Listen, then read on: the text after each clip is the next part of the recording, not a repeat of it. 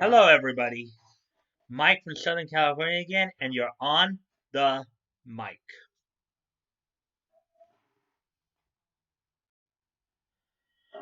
So, on today's episode, we're going to actually go into some comic stuff here. Um, you know, over the past few weeks, I know many guys, including Yellow Flash, that Umbrella guy, Crow of Judgment, have all been talking about this.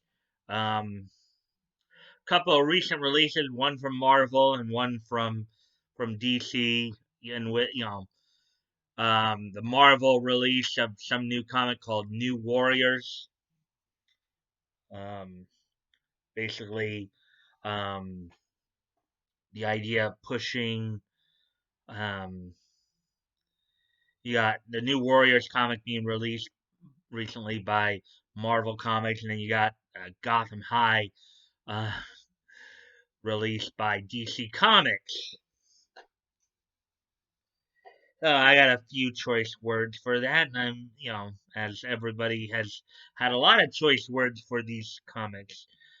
Now granted, I'm not, I don't, I'm, I'm not, I don't, I haven't necessarily ever been as much a comic reader.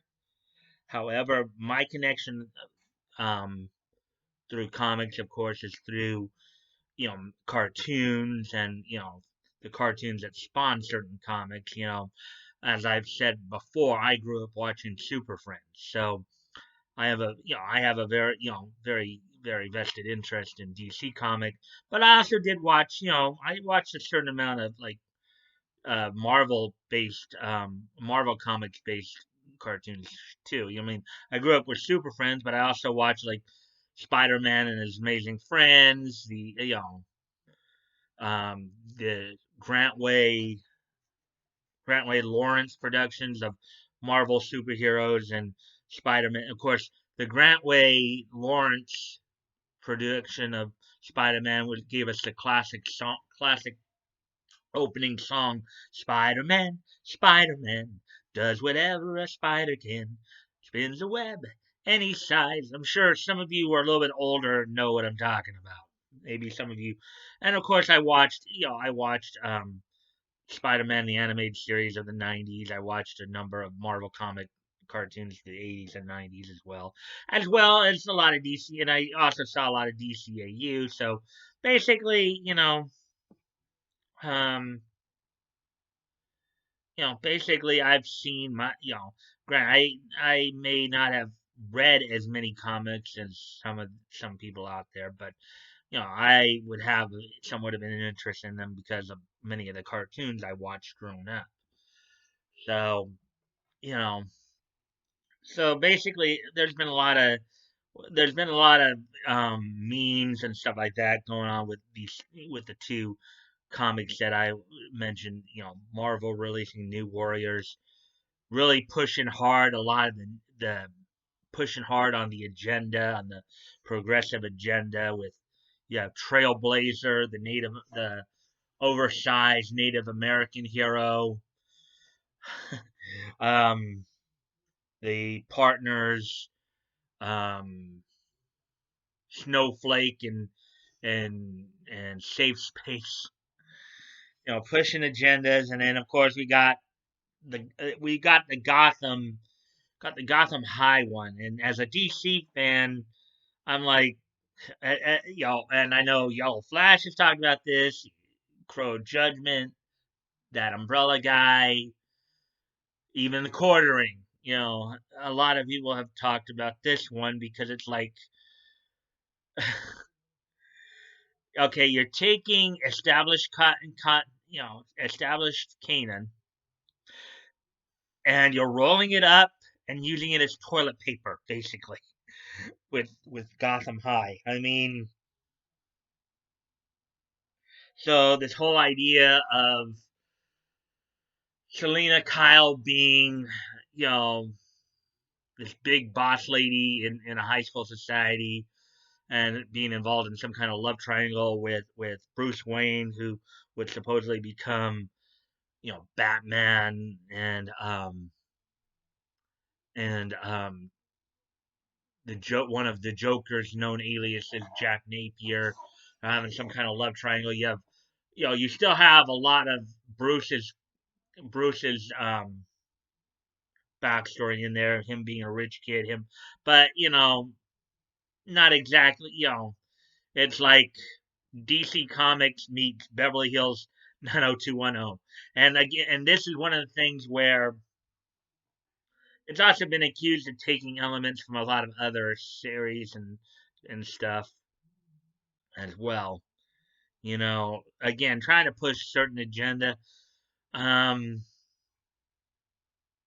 you got a very effeminate looking Jack Napier, a very effeminate looking man. You got still have Bruce as a bit of a brooder, but still he does. They do have some element. Now it is true that Selena Kyle and Bruce Wayne have had romantic history in the past, so that part of it's still true. In the golden age, they eventually got married and had a child, Helena Wayne, who would become the Earth 2 version of the Huntress. They'd have also some romantic tension the in like the Silver Age and the Bronze Age, and and it would play out in different ways and stuff. I mean, I think many of us saw it even on Batman the Animated Series of the DCAU. Now, I loved how now, Grant, I grew up watching Super Friends, and the cool thing about watching superhero cartoons a lot of times and getting into the superhero genre is looking at how the different powers work and the simplicity of the storylines of good guy versus bad guy, and then the rogues galleries. That was all neat to get into. And then as I said, I watched a number of different cartoons in the early 90s too, in which they bring about more aspects of the stories from the comic.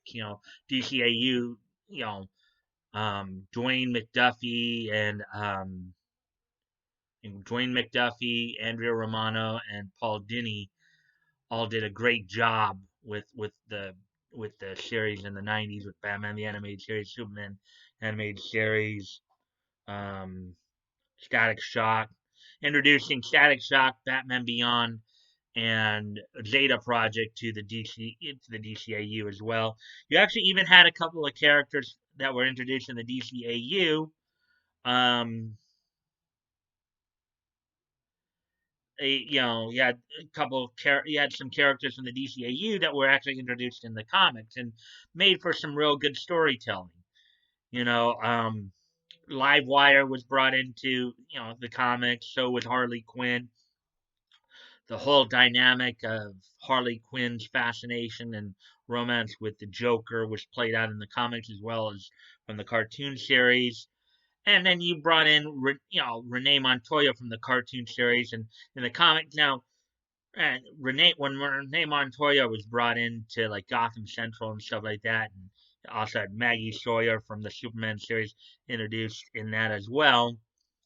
You know, it wasn't what they did with those characters wasn't like over the top. It wasn't like what they're trying to push now. I mean, yes, they brought Renee Montoya in and they made her a gay character in Gotham Central. They brought in Maggie Sawyer, made her a gay character. You had the whole, I think later in DC, you had the whole Renee Montoya and Kate Kane Batwoman as lovers, and it was also implied even in the cartoon series of the 90s.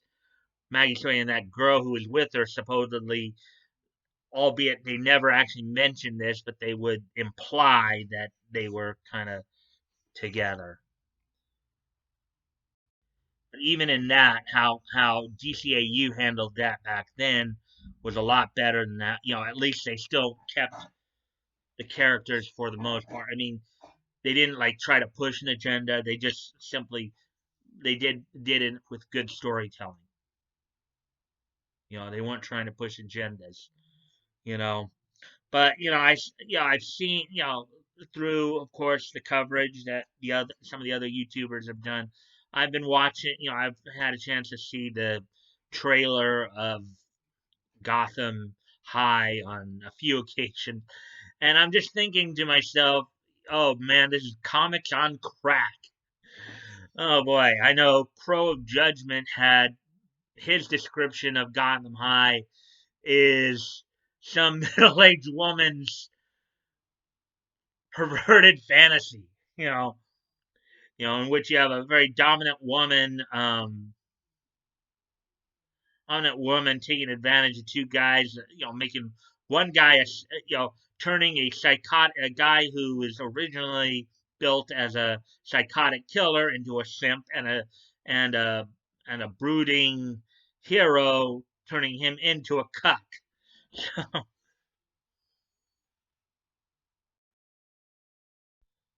Now, as I've done some of my research over the year, over the past few years here into like DC's past. Now, mind you, I do plan at some point down the road doing a retrospect of DCU as well. Um, and I like going back and looking at like the golden age and silver age of comics and seeing how things kind of changed over time and stuff like that. It's an interesting, especially when you get into looking into how the Comics Code Authority came into effect and how that changed comics in many ways. And how they started loosening up in the late 70s and early 80s as well. And then you get into the story of the multiverses and Crisis on Infinite Earths, Infinite Crisis, Identity Crisis, all the different crises. Some good storylines there, and there were a lot of good storylines, character-driven storylines as well throughout the time. But this push of this social engineering agenda push, I mean, yeah, you know, I myself stopped, for the most part, the only current stuff I'll watch, might watch current anime. I'll probably watch more or less current anime and news. I don't even watch like any current entertainment or cartoons at this point because I don't like I don't like the sensitivities of I don't like basically the morals and the sensitivities of this age, that we're living in. I not only grew up on Super Friends, but I grew up like watching Yogi, watching a lot of Hanna Barbera too. And those were fun cartoons to watch. And aside, of course, from superhero comics, there were companies like Dell and Gold Key who would basically publish comics for television and cartoon shows as well. You know, you just go back through history there and find them. Um, yeah, it's like one of those things where I watched the trailers as well and just thought, man, what are these people smoking? What are even Jeremy, the quartering, he kept asking, what is this comic? Who is this comic made for? Who is this comic made for? I commented on his video. To answer your question there, Jeremy, I think the comic was made for the brain dead millennial girls or millennial women. They're just smoking crack there and letting whatever warped thing comes out of their head onto the panels. That's basically what it seems like to me when I saw the trailers and stuff like that, you know, and just taking the continuity and just wiping their behinds with the continuity is just you know, that's just kind of the how just kind of interesting how, and this is why they say comics are dying because they're trying, instead of just telling the story and going with traditional values, they're trying to push an agenda. They're like trying to just erase history. There's an old saying, those who do not know history are doomed to repeat it, right? You know. Now, don't get me wrong. In the past, there was always political undertones in many of the comics. I mean, going back to the 30s, in fact, some of the undertones is what led to the Comics Code Authority in the first place. Because even though, now Dr. Frederick Warden, who wrote the book Seduction of Innocence, which I think um, came out, I think it was in 57 or something, 54, 57, something like that. Around the same time was when Comics Code Authority was coming into effect. Because according to his research, comic books were leading to delinquency. And even though a lot of his research was targeting more crime, a lot of the gory violence involved in like the crime comics, crime noir comics, as well as the horror comics. Superhero comics didn't really weren't really untouched either. He would claim that Superman was a fascist. He, now in case of Wonder Woman, um, now there is a little bit of truth in this, possibly because the creator of Wonder Woman was William Moulton Marston, who was a psychiatrist. I think he was a psychology professor or something like that. Also, the guy who invented the lie detector.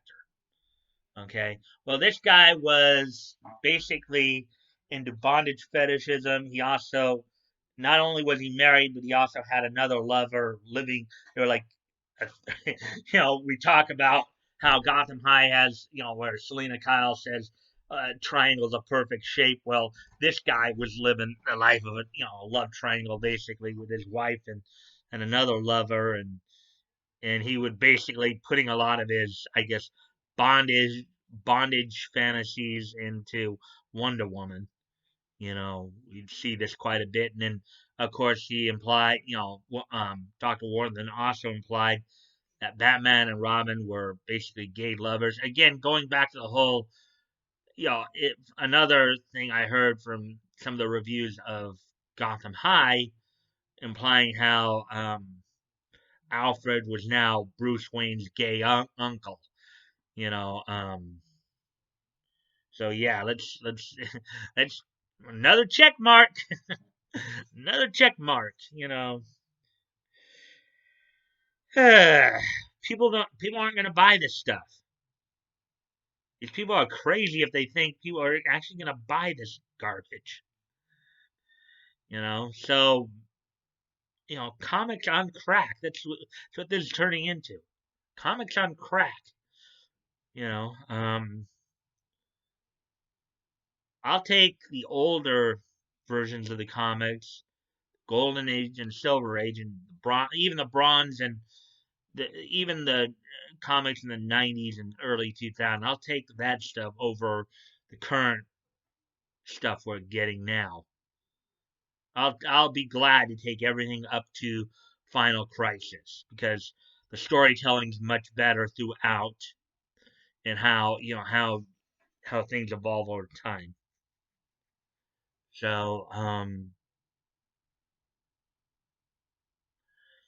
So anyways, so anyways, that's enough of that. Let's take a little trip in history here. Let's get to the segment I call "This Day in Nietzsche History." This day in Nietzsche history. Let's look back over some key events in Nietzsche culture. So on this date, 75 years ago, um, Eastern Color would release the 30th issue of Hero Comics. Also on this same date, Dell Comics would release the 70th issue of Popeye and Wimpy. And then Street and Smith would release the 50th issue of Shadow Comics. I believe the Shadow Comics is based on the radio character The Shadow. So, on this date in 1945, 75 years ago, the 30th issue of Heroic Comics, which I think was a military style comic, was released by Eastern Color. Popeye and Wimpy Popeye and Wimp. The 70th issue of Popeye and Wimpy came out from Dell, and then Stephen Smith would release the 50th issue of Shadow Comics. So that happened on this date 75 years ago. On this date in 1990, which was 30 years ago, the NWA Pacific Northwest title is held up when Scotty the Body cheats to beat champion Curtis Thompson in Eugene, Oregon. Now, yeah, you're wondering, well, you're going to ask me, well, who are Scotty the Body and Curtis Thompson, right?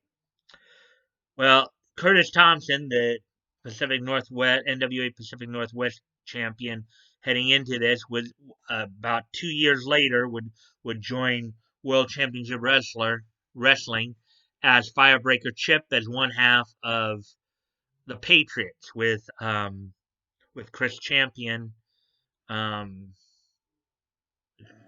Chris Champion.